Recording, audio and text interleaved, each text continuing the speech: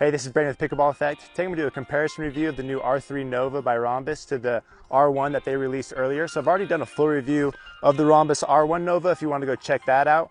But they released this new shape, and so I want to do a little side-by-side comparison to see what the differences are. Two paddles are built the exact same, using the same technology, but they have a little different shape. So the R3 has a square top, while the R1 has a rounded top, but they both have 5.5-inch long handles, and they're both 16.5 inches long, so they fall into the elongated category. The main difference between the two is being the weight difference. So the R3 has a little higher swing weight and a little better twist weight compared to the R1. So I'll just be paying attention to the differences there and see what we get when we compare them side by side. So let's go put these on the court and see how they play. The R3 and the R1 Nova are both using a different thermoforming design that Ronbus came up with. Instead of fully encasing the paddle with a carbon seam around the edge like a traditional thermoform paddle, it's using a grid pattern instead, which is supposed to help reduce delamination issues while still giving you thermoformed-like playability. When I reviewed the R1 Nova, I found it to be more control-oriented than a standard thermoform paddle. It wasn't as stiff feeling, though it was still crisp. I thought it was easier to control and had similar baseline power compared to a thermoform paddle, though it didn't have as much pop. The R3 Nova also has those same characteristics as the R1 Nova, but with a few subtle differences.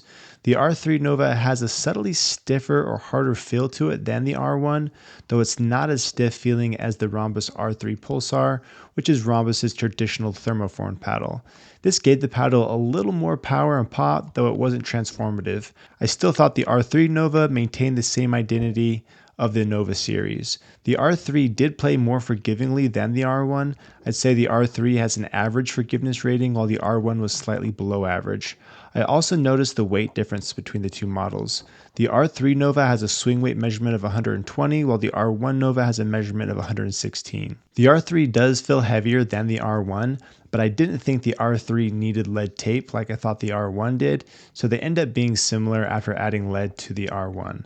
120 is a common measurement for elongated shapes like this, and if you're coming from an elongated paddle, then the weight won't bother you. It's not alarmingly heavy or anything.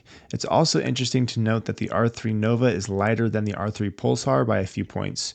You could describe the R3 Nova as being a toned down and lighter R3 Pulsar. Spin-wise, it's about the same as the R1 Nova with an average RPM rating just under 1900.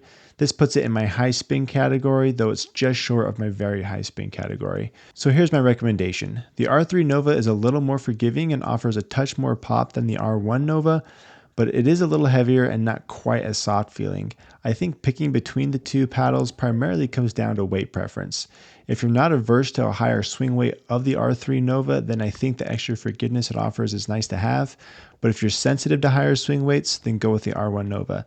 In general, I think these are good options for players who don't like the stiffer feel of thermoform paddles, but do want something that is going to give them a bit more offensive ability over your typical control type paddle. However, these don't give you quite as many offensive options as your standard thermoform paddle, so if that's what you're looking for, then these aren't quite that. So that's everything I have for you. If you're interested in any of Ronbus's paddles, then use the code 10effect on Ronbus's website for $20 off your order. Thanks for watching, and I hope it helps.